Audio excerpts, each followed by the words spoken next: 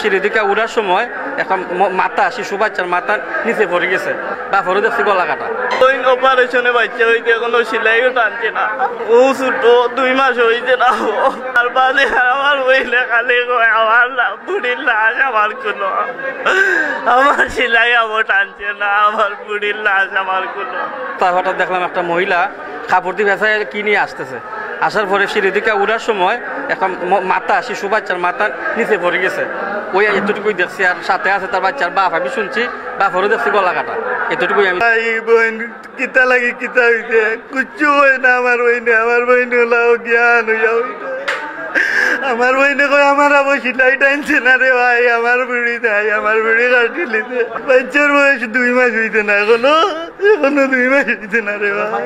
ঝগড়া করে যে তোর বাচ্চা হওয়ার পরে তুই প্রতিদিন পয়সা নিয়ে কমানিয়া দেশ, ঝগড়া মানে পর্যায়ে গেছে, ধৈর্য আর আজকে এই ঘটনা ঘটাই।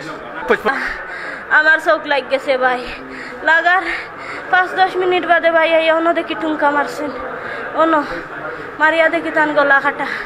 কইলে আমি কিতা করলাই, উঠে কইলে আমার মাথায় কাম করেন না, আমি আমার আদি দেখাই। আমি কইছি কিতা করলাই, কইলে আমি আমার মাথায় কাম করেন না।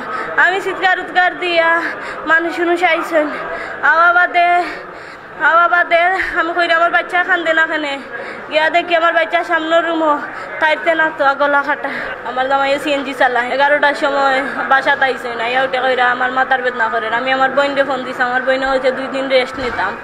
আমি আচ্ছা হইয়া আমরা কোনো দিন 2 বছর হয়ে গেছে বিয়ার, কোনো দিন কোনো ঝগড়া জাটি আমরার মাঝে কোনো দিন লাগছে না, কোনো দিন 2 বছরের মাঝে আমার একটা দাড়িও দিছে না। পরে গোসল উসল করিয়া আমরা দুপুরের ভাত খাইছি, ভাত খাইয়া 3 জন গিয়ে এক রুমও উঠিছি, 3 জন ঘুমাইছি। ঘুমাই আমার বাচ্চা দুধ খাই খান্দে উঠে করে বাদ আমি লইয়া আটলে হাত হইব কইয়া লইয়া গেছেন বারইয়া ও রুম তো হৌ রুম লইয়া আল্লাহ জফিরা। আমি কইছি মনে আমার ময়না